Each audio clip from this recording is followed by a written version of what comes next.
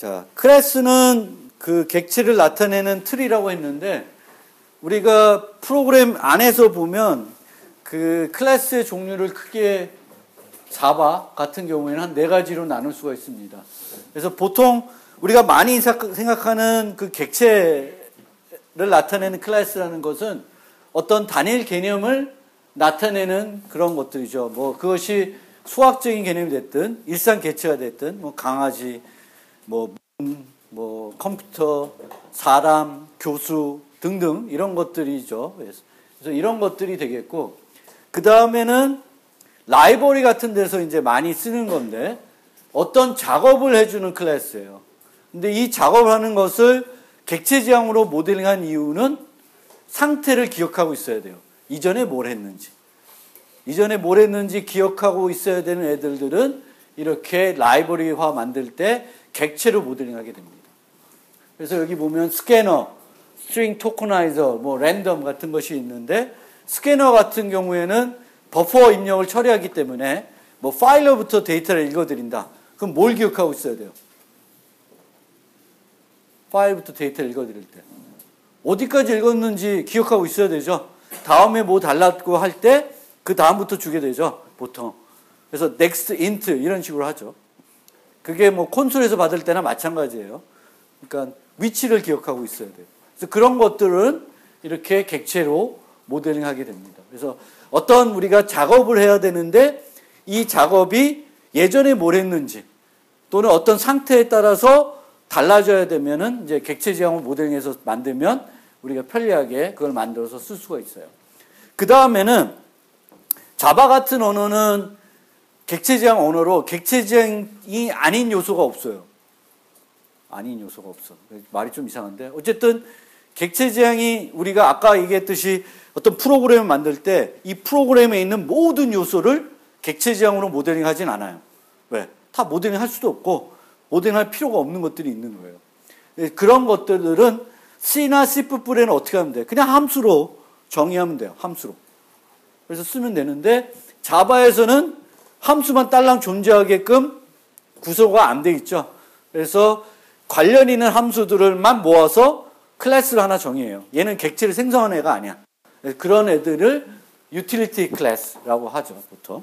그래서 그런 애들도 있어요. 근데 얘는 우리가 말하는 엄밀한 객체 지향에서의 클래스가 아니죠. 그리고 자바에는 또 특이한 게 하나 있는데 메인만 보통 가지는 그런 클래스도 있습니다. 얘네의 역할은 프로그램 시작 위치를 정의하는 것뿐 다른 게 없어. 그런 애들도 자바에서는 종종 많이 쓰게 됩니다. 그것도 객체 지향 요소가 필요한 게 아니죠. 시작만 하면 되니까 시작할 때 새로운 객체 하나 만들고 뭔가 하겠죠. 그래서 그런 것들이 있습니다. 그래서 그러면 이제 클래스에 이런 종류가 있는데 우리가 어떤 문제를 보고 이 문제를 바탕으로 이것을 해결하는 소프트웨어를 만들 때 그 어떤 클래스들을 어떻게 추출해내냐. 이게 좀 중요한 거죠. 프로그램 잘 짜는 사람이 이걸 잘하는 사람이죠. 코딩을 잘하는 사람도 맞긴 하지만 코딩보다도 더 상위 레벨은 이거죠. 그 객체 지향에서는 이 프로그램을 짤 때 이런 객체들을 모델링 해야 되겠다. 그걸 잘하는 사람이 프로그램을 잘 짜는 사람이라고 할 수 있습니다. 그래서 우리가 클래스를 이렇게 찾아낼 때 많이 쓰는 방법은 보통은 우리가 설계하기 전에 분석부터 하죠. 그래서 프로그램 짤 때 분석, 그 다음에 설계를 하는데 분석할 때 문제 정의도 있을 거고 요구사항 분석한 것도 있을 테고 시나리오 분석한 것도 있고 여러 가지가 있습니다. 그럼 여기서 어떤 우리가 글로 표현한 것들이 있으면 이 글에서 명사들을 찾아보는 거죠. 그래서 명사들은 보통은 클래스나 클래스의 어떤 멤버로 모델링 되게 됩니다. 그리고 동사, 뭐뭐 해야 한다, 뭐뭐 한다 이런 것들은 어떤 메소드로 모델링 된다는 거죠.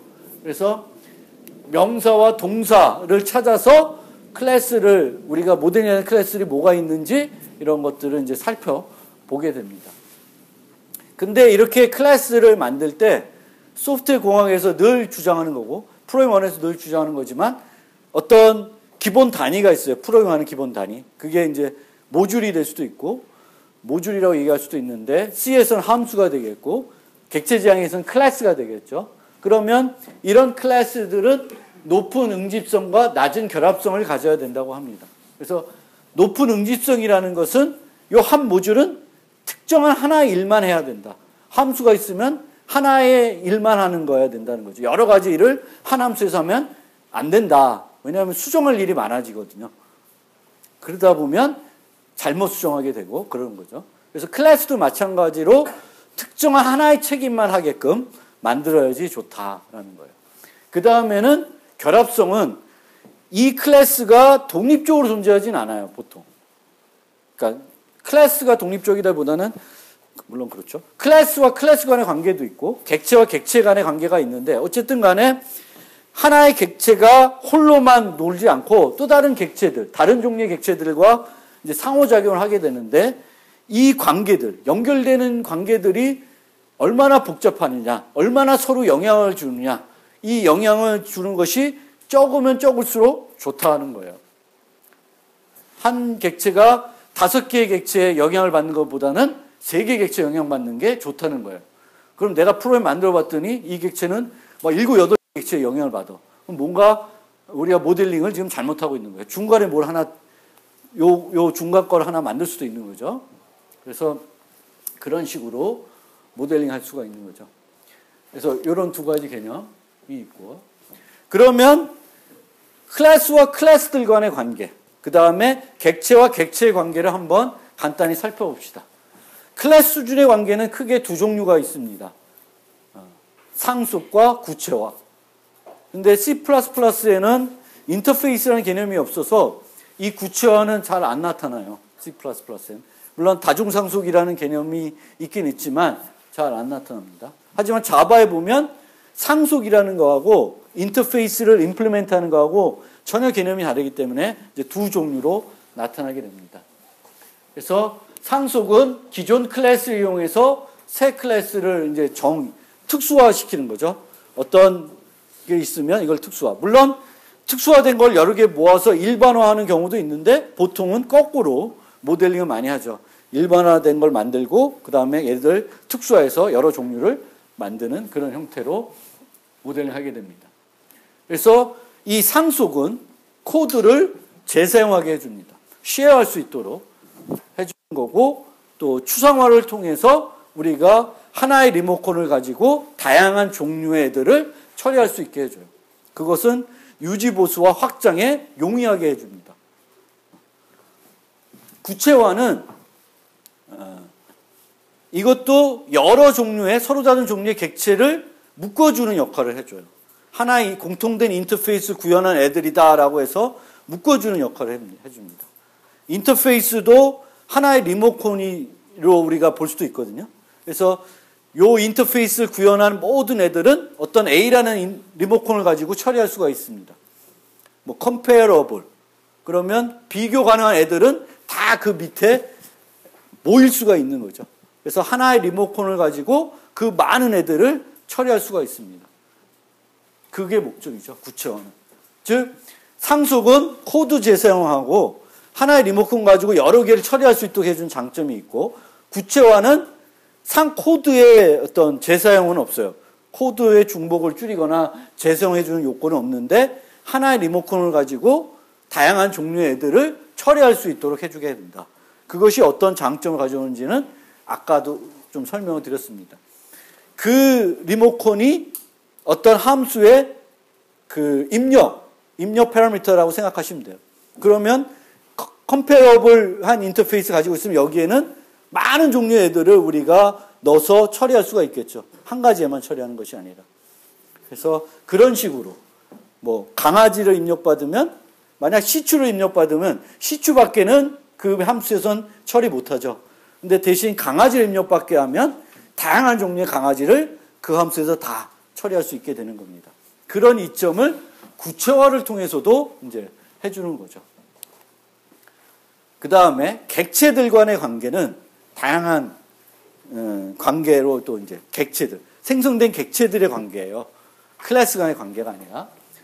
이제 걔네들이 우리가 개념적으로도 생각해 볼 수도 있고 이 개념적으로 생각한 것이 코드로 어떻게 나타나냐, 요걸 보는 것도 이게 필요합니다. 왜냐하면 내가 코딩을 할 때 이런 관계니까 이렇게 써야지 하는 것들이 이제 생기게 되거든요. 그래서 가장 일반적인 관계는 사용하는 관계예요. 한 객체가 다른 객체를 뭔가 할 때 필요하는 거예요. 뭐 예를 들면 우리가 세수할 때 수건이 필요하다. 사진을 찍을 때 카메라가 필요하다. 그리고 카메라로 사진을 찍으면 이미지가 만들어진다. 뭐 이런 거죠. 그래서 여기에 보면 어떤 메소드의 인자로 다른 종류의 객체가 왔어요. 요거 사용하는 관계예요. child라고 하는 클래스의 객체는 수건이라고 하는 객체를 워시할 때 사용하는 거죠. 인자로 받아서. 그 다음에 인자로 안 받고 메소드 안에서 생성을 해서 쓸 수 있습니다. 요것도 사용하는 관계예요. 카메라에서 사진을 찍을 때 이미지를 만들어서 그 이미지에다 찍은 사진을 저장하는 거죠. 사용하는 관계가 됩니다. 그래서 그렇게 지역 변수나 그 인자로 받게 되면 다른 클래스 타입을 사용하는 관계가 된다. 그 다음에 그런 것이 아니면 대부분 어떻게 나타나냐면 멤버 변수로 나타나요. 물론 여러분들이 관계가 그런 관계가 아닌데 멤버 변수로 써서 쓰는 경우가 있어요. 차일드에 수건을 멤버 변수 넣어서 쓰는 거예요. 그럼 좀 이상하다는 거죠.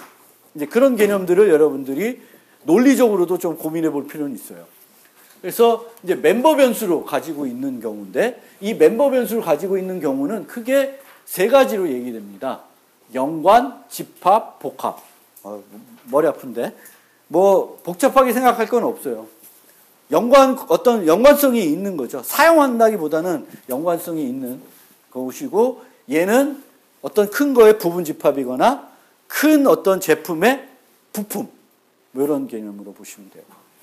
그래서 얘네들은 집합과 복합은 어떤 큰 거의 내부 요소가 되는 거고 얘는 그런 건 아니에요.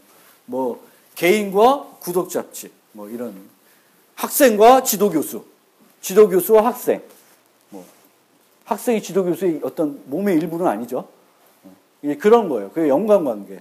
근데 집합과 복합관계는 연못과 우리는 좀 이해하기 힘든 예제인데 책에 그렇게 돼 있어서. 근데 빌딩과 방 그러니까 빌딩이 폭파되면 방은 또 같이 없어지겠죠. 이제 그런 개념이 복합 컴포지션이라는 개념이고 아그리게이션은 그 포함하고 있는 애가 큰 덩어리가 없어져도 내부 애들은 계속 있는 거예요. 그러니까 똑같은 거더라도 내가 어떻게 모델링하고 내가 그 만드는 소프트웨어에서 어떤 시각을 보냐에 따라서 다르게 모델링 될 수 있어요. 요 두 개는 코드로 어떻게 나타날까? 코드로. 둘 다 멤버 변수인데 코드로 어떻게 나타날까? 요거 보고 뒤로 갑시다. 둘 다 컴퓨터가 있는데 CPU를 멤버 변수로 갖고 있어요. 컴퓨터의 부품으로는 CPU를 가지고 있죠. 근데 생성자를 보세요. 이쪽 생성자는 CPU 타입만 받고 생성은 어디서 해요? 생성자에서 하죠. 안에서 하는 거예요. 여기는 생성을 이미 생성되어 있는 CPU를 받아요. 그럼 이 객체 날아가도 CPU는 다른 포인트를 통해서 이걸 통해서 쓸 수 있죠, 계속. 그래서 두 가지가 뭐 큰 차이는 아닌데 우리가 프로그램에 나타나면 집합은 큰 게 없어져도 작은 게 원래 남아있는 모델이거든요. 그럴 때에는 우리가 멤버 변수를 초기화할 때 객체를 받아서 초기화를 해줍니다.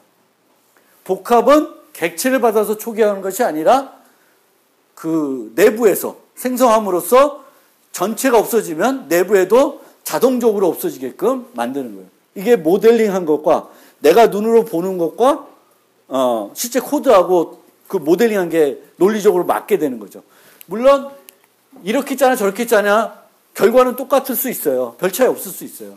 근데 내 머릿속에 갖고 있는 시각, 모델링을 할 때 그 모델링을 좀 더 내 머릿속에 갖고 있는 모델링을 언어에 가깝게 나타내는 방법이 이렇다는 거예요.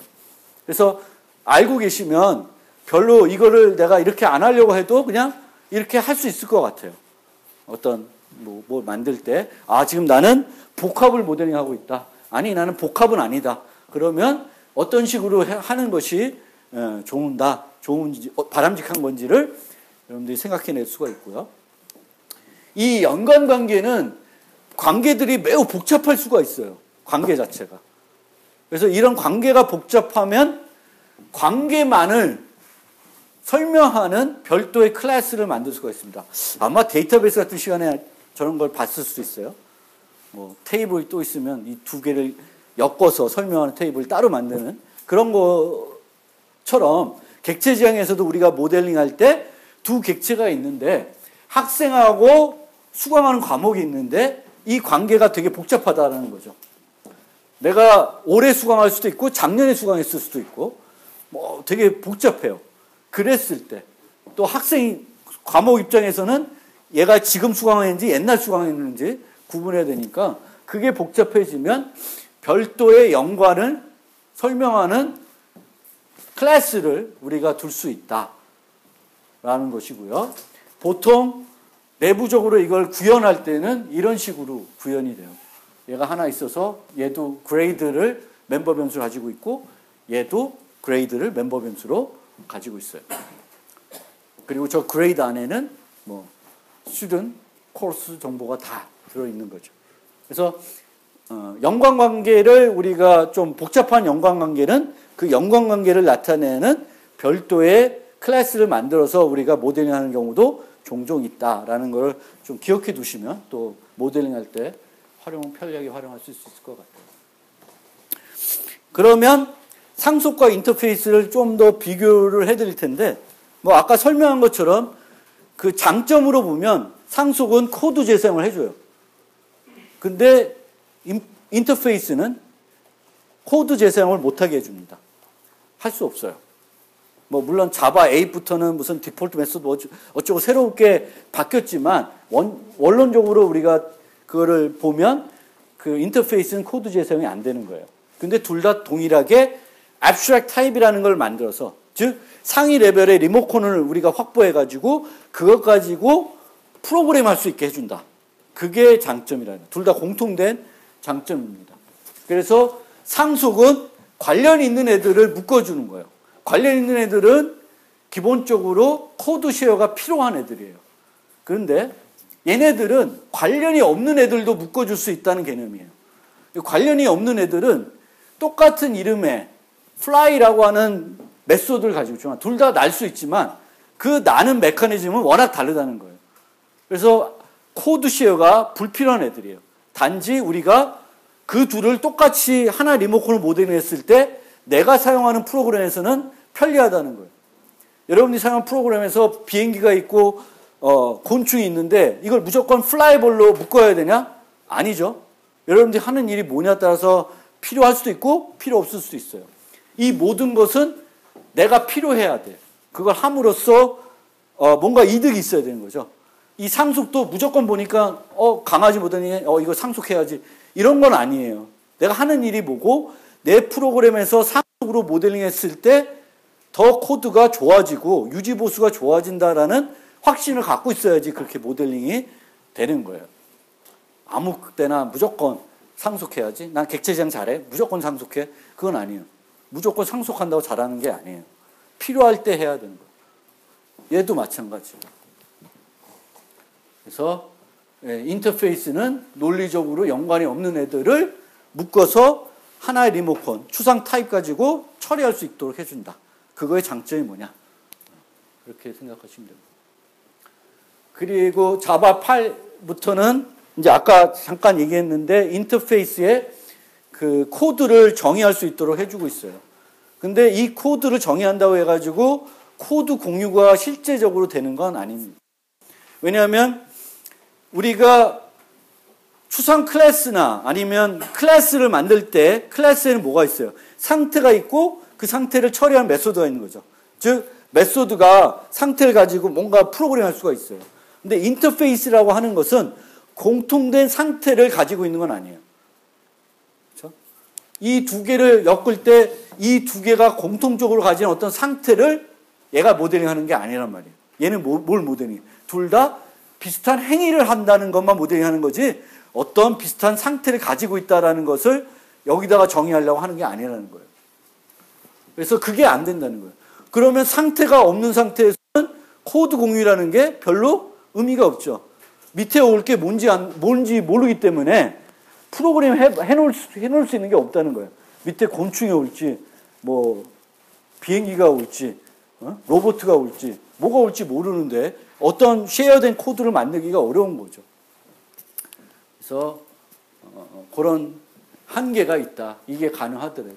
그래서 얘는 인터페이스에서 이 디폴트 메소드가 필요해서 도입한 것이 아니라 자바 8에서 이상한 게 아니라 어떤 새로운 요소를 도입하려다 보니까 불가피하게 저 디폴트 메소드를 도입할 수밖에 없어서 도입하게 된 거예요.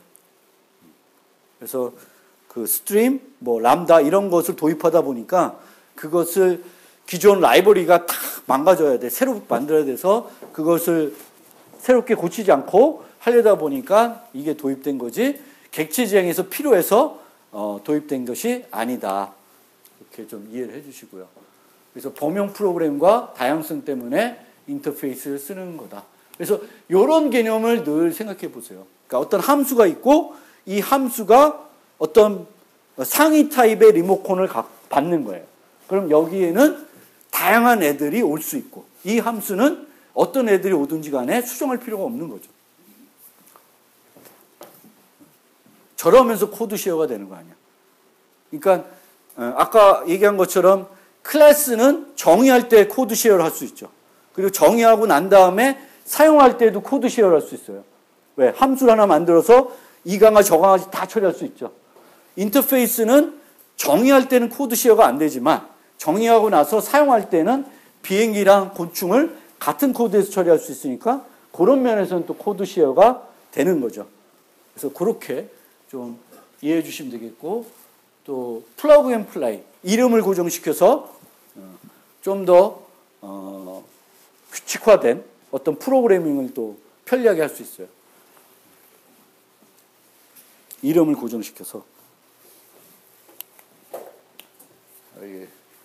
그래서 상속은 이제 관계라고 우리가 보통 얘기하는데 특수화된 관계로 내려오는 거죠. 같은 종류.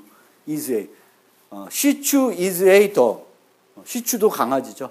그게 이제 논리적으로 맞아야 상속하는데 맞다는 거예요. 논리적으로 안 맞고 그냥 코드 쉐어 목적으로 상속하다 보면은 나중에 코드를 읽을 때 말이 안 돼. 논리적으로 말이 안 되는 거예요. 뭐 학생 is a dog 뭐 이렇게 되는 거지. 학생이 개다. 뭐 이렇게 하면 이상하잖아. 그러니까 그런 것들을 피해야 된다는 거예요. 단지 코드 쉐어만의 목적으로 상속하면 그게 코드가 이상해져서 코드 읽기가 이상해지고 나중에 오류가 발생할 수밖에 없습니다. 그래서 아래로 내려갈수록 기능은 더 많아져요, 적어져요. 클래스 하이라키 아래로 갈수록 아래로 갈수록 기능은 더 많아지는 거고 상태도 아래로 갈수록 더 많이 가지는 거죠. 밑에가 더 비대한 큰 애예요. 개념적으로는. 그렇게 생각할 필요가 있습니다. 그래서 항상 쓰실 때 상위 리모컨을 많이 쓰도록 노력하시면 좋겠다. 함수의 어떤 입력, 그 함수의 타입, 그리고 멤버 변수의 타입할 때 상위 타입을 많이 쓰는 그런 우리 습관을 기를 필요가 있습니다. 그래서 dog이라고 하면 뭐 사람이 뭐 시추라는 강아지 기르다가도 뭐 말티즈 기를 수 있고 뭐 다른 걸 기를 수가 있는 거죠. 그래서 그런 거고요. 뭐 이거는 굳이 설명할 필요는 없겠지만 우리가 어떤 자식 객체를 만든다고 해서 객체가 2개 만들어지는 거나 3개 만들어지는 게 아니라 하나가 만들어진 거죠. 늘 객체를 생성하면 한 객체만 생성이 되는데 얘가 어디를 상속받으면 그만큼 요만큼 크다라는 거죠. 부모에 있는 정보부터 다 상속받으니까 유지해야 되는 데이터도 많아지는 그런 걸로 생각하시면 돼요. 그리고 상속을 우리가 밑에서 이제 구현할 때 뭐 상태는 추가할 수 있죠. 상태를 추가할 수도 있고 행위를 추가할 수도 있는데 가장 이상적인 형태는 행위를 추가하지 않는 거예요. 그리고 행위를 아래에서 다르게 하는 것이 가장 베스트한 그 모델링이 된다. 왜냐하면 행위가 밑에 거에 추가가 되면, 자식 클래스에 추가가 되면 부모 리모컨을 쓰는 게 힘들어져요. 자식의 리모컨에 버튼이 4개인데 부모는 3개밖에 없어. 그럼 부모 리모컨 가지고는 마지막 버튼은 못 쓰는 거예요. 그래서 범용 프로그램 하는데 방해가 됩니다.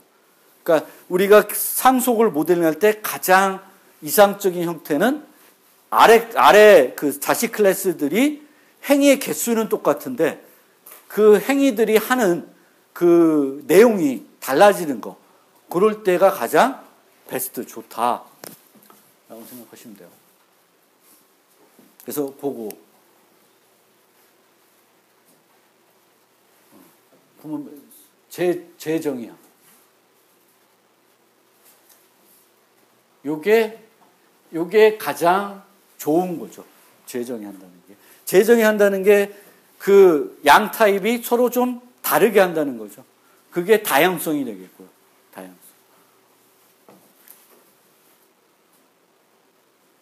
나머지는 좀 읽어보시면 될 것 같습니다. 이것도 읽어보면 될 것 같고. 그래서 우리가 이제 이렇게 만들다 보면 꼭대기로 가면 갈수록 얘가 조금 너무 추상화돼서 그것의 객체를 생성하기가 좀 이상한 형태가 돼요. 아까 강아지를 모델링한 밑에 이렇게 뒀으면 강아지도 생성하고 시추도 생성할 수 있는 그런 형태로 프로그램 짜시면 논리적으로 좀 이상해. 강아지가 뭘까? 강아지는 이건 아무런 종도 없는 강아지인가? 이런 좀 이상한 형태가 돼요. 그래서 우리가 상속 계충도를 이렇게 그렸을 때 객체 생성은 누구만 하면 좋아요? 단말에 있는 클래스들만 객체를 생성할 수 있을 때가 가장 좋은 거예요. 부모도 생성하고 자식도 객체를 생성할 수 있으면 뭐 이상한 애들이 존재할 수 있어요. 그래서 모델링 할 때 늘 이렇게 person, 교수, 학생. 그럼 우리가 만드는 건 person이라고 해서 교수도 학생도 아닌 뭔가를 만드는 그런 시스템은 아니라는 거예요. 그런 게 필요하면 좀 다르게 모델링을 해야 될 필요가 있는 거죠. 그래서 위로 갈수록 abstract, 추상 클래스라고 하는데 객체를 생성할 필요가 없는. 그래서 문법적으로 객체를 생성할 수 없는 경우도 있지만 우리가 얘는 내가 요 상위 리모컨을 쓰기 위해서 만든 애다라고 생각하면 필요 없어도 뭘 붙여주면 좋다? abstract라는 키워드를 붙여주는 게 좋아요. 자바에서는. C++도 마찬가지일 거고요. C++도 추상 클래스 정의할 때 abstract 키워드 쓰죠? 기억이 잘 안 나는데. 하여튼 그렇게 하는 게 좋습니다. 그래서 어떤 문법적인 기능이 오류를 줄이기 위해서 한 기능인지 아닌지를 우리가 잘 볼 필요가 있어요. 그러니까 abstract라고 하는 키워드는 오류를 줄여주는 기능이에요. 왜? 어떤 클래스의 객체를 생성하지 못하게 하는 거잖아요. abstract는. 그래서 필요한 애들에 내가 다 붙여주는 거지, abstract를. 그러니까 이렇게 그 상속 계충도를 만들면 자식을 제외한 나머지 애들은 다 abstract가 되는 게 가장 좋다. 그렇죠? 그걸 말씀드리는 거예요. 추상 매수 없어도 객체 생성 필요 없으면 추상 클래스로 저장할 필요가 있다. 자, 한 가지 예를 좀 더 드릴게요. 이것도 자바 시간에 설명드리는데 문 예제요. 문 설명드리 문. 이건 좀 약간 코딩 해보면 재밌는데 코딩하기에는 아직 좀 그렇고 그래서 간단히 설명만 드릴게요. 뭔지. 자바 문법은 설명 안 드리고 넘어갈게요. 한번 보세요. 나중에. 그래서 문을 만들었어요. 문이라는 걸 모델링 했어요. 그래서 문이 is open. 열렸냐? 닫혀있냐? 두 가지 상태를 모델링 했고요. 그 문을 열 수 있고 닫을 수 있는 메소드를 만들어 놨습니다. 물론 여기서 문이 닫힌, 문이 이미 닫혀 있음 이런 표현은 필요 필요 없는 거예요.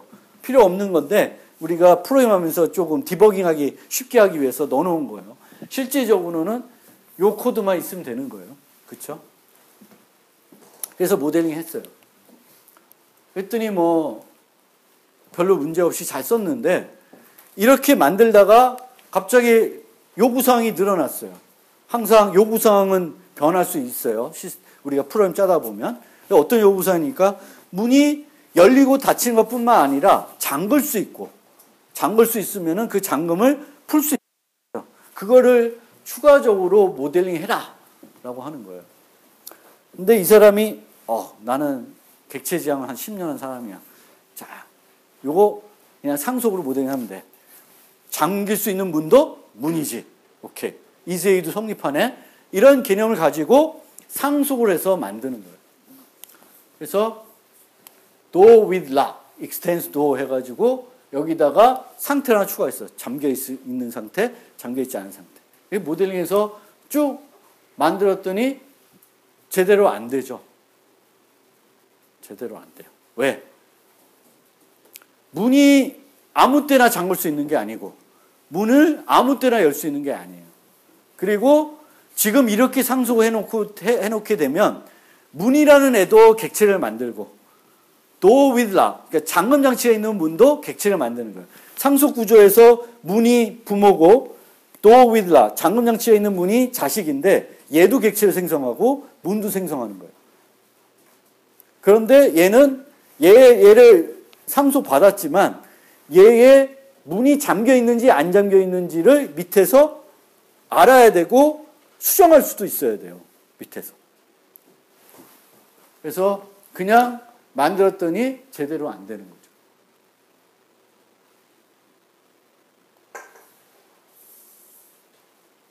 그리고 여기처럼 lock, unlock 또 다른 문제는 그 lock하고 unlock 두 메소드는 자식 리모컨에만 있는 거죠. 그러니까 부모 리모컨 가지고는 처리가 안 되는 거예요. 그러면 저걸 어떻게 제대로 만들까 하면 다 처음부터 다시 설계를 해야 되는 거죠. 잠길 수 있는 문, 잠길 수 없는 문, 그거를 아우르는 문. 뭐 이런 식으로 모델링해야 제대로 할 수 있다는 거예요. 그럼 여기서 제가 설명드리고 싶은 내용은 객체 지향에서도 우리가 이미 만들어 놨는데 상속이라는 걸 전혀 생각하지 않고 만들어 놨어요. 그럼 얘를 다시 상속해가지고 뭔가 기능을 추가하는 것이 어렵다는 거예요. 그러니까 애초부터 우리가 프로그램할 때 전체적인 그런 시각을 갖고 만들어야 되는 거예요. 그러니까 우리가 출발을 할 때 나는 이 문이라는 게 나중에 잠길 수 있는 문으로 확장될 거야 라는 마인드를 갖고 설계를 해야 제대로 된 객체 지향 설계를 할 수가 있고 그것을 나중에 문제없이 확장해 쓸 수 있다는 거예요.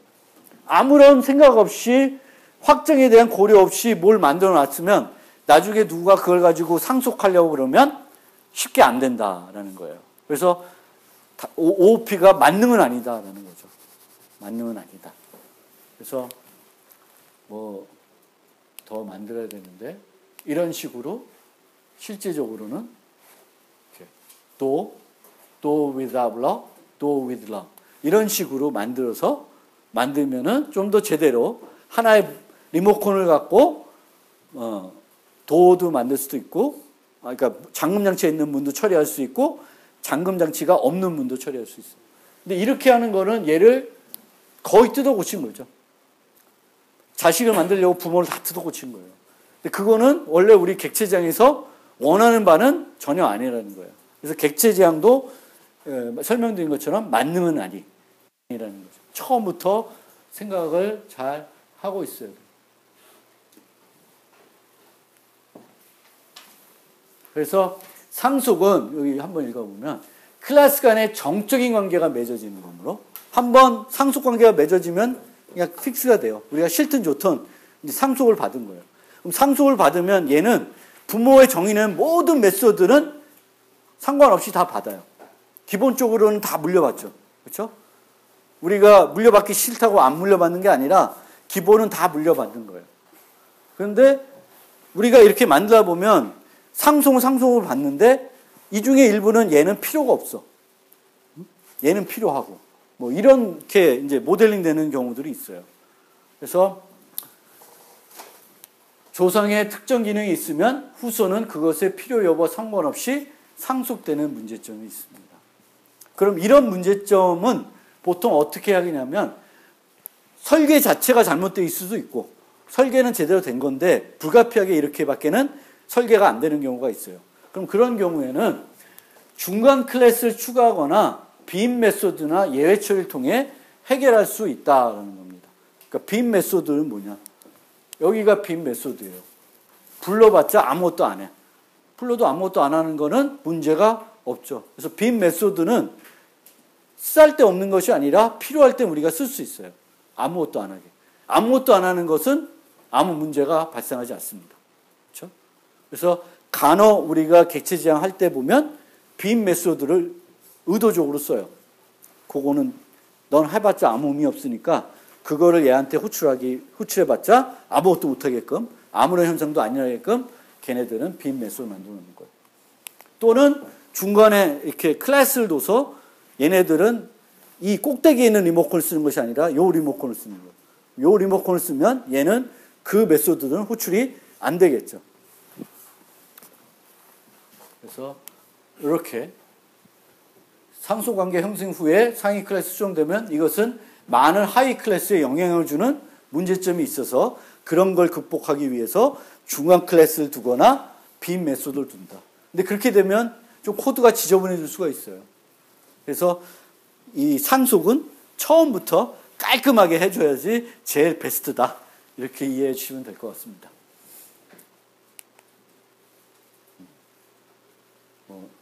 그리고 상속도 상속의 깊이가 너무 깊으면 별로 안 좋아요. 그래서 3개, 4개 그 이상 가면 별로 안 좋아요. 그런 것도 생각을 해봐야 되겠고 상속을 꼭 해야 하는 것이 아니고 객체지향 설계 원리 나중에 우리가 패턴 볼 때 계속 보게 되는 거지만 이런 말이 있어요. Favor composition over inheritance.